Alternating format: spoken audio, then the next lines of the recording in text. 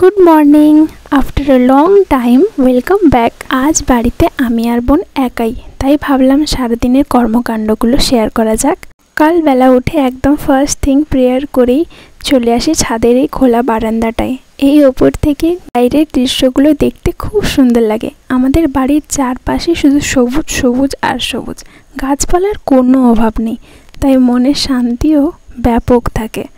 সকালের এই মাজা তকতকে আকাশটা দেখেছো, একদম কবিতার পাতার মতো, তাই না?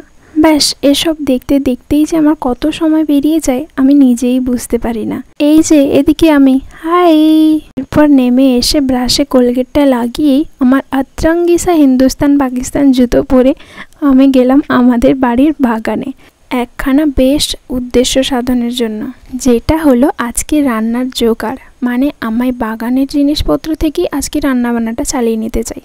আমার যেন কুমড়ো ফুলের বড়া সবচেয়ে ফেভারিট, সত্যি বলছি, নিরামিষের মধ্যে। তাই ভাবলাম আজকে বাগানে অনেকগুলো কুমড়ো ফুল হয়েছে, আমি বা ছাড়ি কেন, তাই একটার পর একটা সবগুলো তুলতে লাগলাম। এ বেটা একটু লুকিয়েছিল, কিন্তু কি ভেবেছে আমার হাত থেকে রেহাই পাবে? একদমই নয়।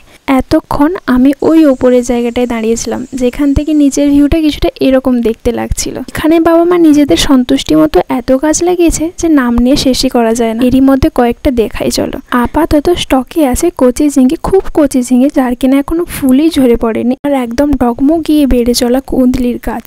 এরই মাঝে দেখলাম উচ্ছেটা বেশ বড় হয়ে গেছে, তাই তুলে নিলাম। রান্না কিন্তু আমি করব না, জিনিস আমার ভালো লাগে না। আর ছিল ঢ্যাঁড়স, ঘরের কাছে না হলে তো জানতেই পারতাম না যে ঢ্যাঁড়স উল্টোও হয়। এরপর ছিল বেশ অযত্নে পড়ে থাকা কয়েকটা অ্যালোভেরার গাছ, লেবুর গাছ, আর শুধু ফলের গাছ দেখাচ্ছি বলে ভেবো না ফুলের গাছ নেই, আছে, তবে ফোটেনি আছে। জানো, পুকুরে এসেছিলাম মাছ দেখবো বলে, ও মা আমাকে দেখেই দে দৌড়, কিন্তু আমিও কি ছাড়ার পাত্রী নাকি?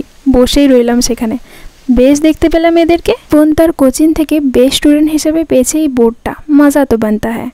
আজকে বানিয়েছিলাম ডাল আর বড়া ভাজি। সত্যি বলতে এটা হলে না আমার দুই বোনের আর কিছু দরকারই হয় না। খেয়ে দিয়ে তাকে স্কুলে পাঠালাম। এরপর একা বাড়িতে বসে আর কি করব, তাই স্নান টান সেরে সব কাজ গুছিয়ে বসে পড়লাম টিভি দেখতে। জানো কি দেখছিলাম? Iron man. অবভিয়াসলি আমি অ্যাভেঞ্জারের বিশাল বড় ভক্ত। ভাগ্যি সেটা আমাদের টিভিতে আসে, না হলে যে কি করে দেখতাম ওটাই ভাবি মাঝে মাঝে। এই সিনটা কিন্তু আমার ফাটাফাটি লেগেছে, সত্যি বলছি। বিকেলে বোন ফিরতে তার সাথে খেলছিলাম চাইনিজ চেকার। আজকে রাতে আর রান্না বান্না করতে হয়নি, কারণটা নিশ্চয়ই বুঝতে পেরেছ। পাড়ায় একজনের জন্মদিন ছিল, তাই সববার ছিল সেখানে নেমন্তন্ন।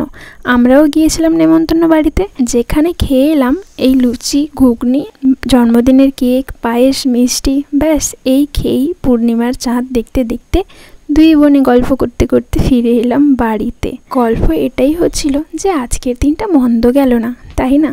এরপর ওদের বাড়ি থেকেই দেওয়া চকলেটগুলো দিয়ে দুই বোন খাচ্ছিলাম কম আর চকলেট ফাইট করছিলাম একটু বেশি। জানো রাতটা শেষ করেছে কি দিয়ে? অ্যাভেঞ্জার। অবভিয়াসলি আমাদের তো সব কিছু অ্যাভেঞ্জারই শুরু আর অ্যাভেঞ্জারই শেষ হয়। আজকের ব্লগটা কেমন লাগলো অবশ্যই জানিও। ওকে, বাই।